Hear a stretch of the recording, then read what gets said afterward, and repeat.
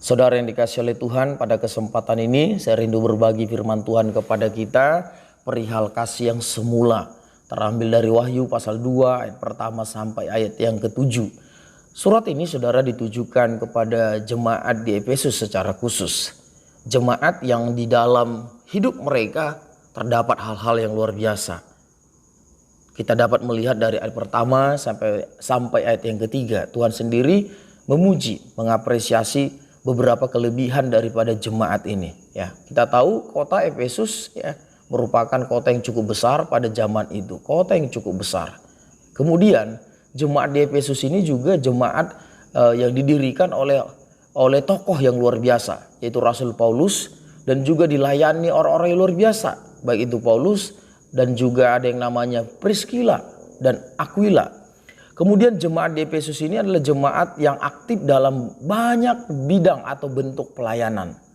Jemaat Efesus ini juga adalah jemaat yang kuat, jemaat yang begitu sabar dalam berbagai-bagai penderitaan yang mereka alami. Jemaat Efesus adalah jemaat yang berjuang menjaga kemurnian doktrin mereka. Jadi saudara, banyak kelebihan daripada jemaat Efesus ini. Jemaat yang cukup luar biasa.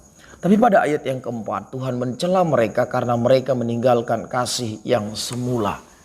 Di sini kita harus betul-betul memperhatikan betapa Tuhan kita ternyata yang begitu diperhatikan dari kita sebagai umatnya, sebagai hambanya, sebagai orang-orang yang sudah ditebusnya adalah bagaimana kualitas kasih kita kepada Tuhan. Bagaimana kadar kasih kita kepada Tuhan. Ternyata orang bisa saja aktif dalam berbagai pelayanan seperti jemaat Efesus ini, tapi sudah tidak dengan kualitas kasih seperti dia waktu lahir baru. Waktu pertama kali dia jatuh cinta dengan Tuhan. Tentu karena cinta Tuhan yang mengerjakan hidupnya. Bisa saja orang atau sekelompok orang, satu gereja tetap dengan segala programnya, tapi sudah kehilangan kasih yang semula.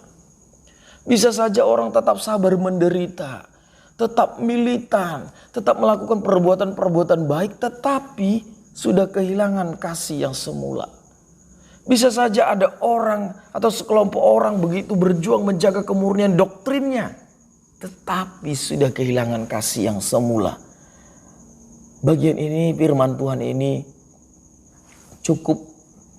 cukup keras sebenarnya ya, untuk mengingatkan kita supaya kita lebih berhati-hati, lebih berwaspada lagi. Bahwasanya kita sebagai orang percaya, jangan sampai kita sibuk dengan kegiatan-kegiatan yang kita katakan kegiatan-kegiatan rohani, kegiatan gereja, dalam berbagai bentuk pelayanan, aksi sosial, ya, hal-hal yang humanis. Tapi sebenarnya kita sudah kehilangan kasih yang semula. Jangan sampai hal itu terjadi dalam kehidupan kita. Dan kita lihat ayat yang keempat berkata, aku mencela kamu. Kalau Tuhan sudah mencela, berarti itu sesuatu yang tidak berkenan. Sesuatu yang tidak menyukakan hati Tuhan. Bayangkan tetap sibuk dengan pelayanan tapi tidak disenangi Tuhan. Bayangkan mereka tahan menderita, sabar menderita, tapi tidak disukai lagi oleh Tuhan. Sudah pasti kalau kehidupan kita tidak dikenan Tuhan, tidak disukai oleh Tuhan, kita bukanlah orang yang berbahagia lagi. Kita bukanlah orang yang akan terus menikmati kebaikan kemurahan Tuhan, berkat-berkat Tuhan. Itu sesuatu hal yang sangat berbahaya. Firman ini untuk mengevaluasi diri kita, memeriksa diri kita, agar kita bercermin melihat kehidupan rohani kita, supaya tetap terjaga kasih kita kepada Tuhan. Jangan tetap pelayanan tapi sudah kehilangan kasih yang semula. Jangan tetap saudara sabar menderita, tetap berbuat baik tapi sudah kehilangan kasih yang semula. Ini tidak disukai oleh Tuhan. Ini tidak disukai oleh Tuhan. Maka itu saudara, mari kita lihat kualitas kasih kita. Masihkah sama dengan Sebelum-sebelumnya pada waktu kita baru lahir, baru cinta mula-mula. Di mana kita mengutamakan Tuhan lebih dari yang lain. Di mana kita betul-betul cinta Tuhan lebih dari apapun. Mari kita melihat kehidupan rohani kita. Tuhan mengasihi kita saudara. Sehingga firman Tuhan ini datang kepada kita untuk mengingatkan kita.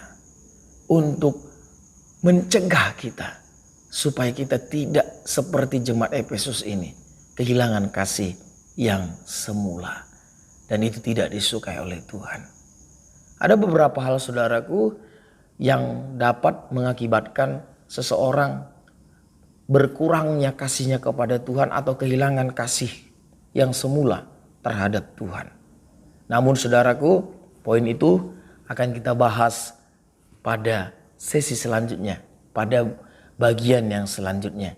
Saya berharap renungan firman Tuhan ini menginspirasi, memberkati kita, membawa kita lebih waspada, lebih bijaksana dalam mengikut Tuhan. Kita menjaga kasih kita kepada Tuhan supaya kita tidak dicela oleh Tuhan, tetapi Tuhan menyenangi kita. Puji Tuhan, demikian renungan kali ini. Tuhan memberkati kita. Salam.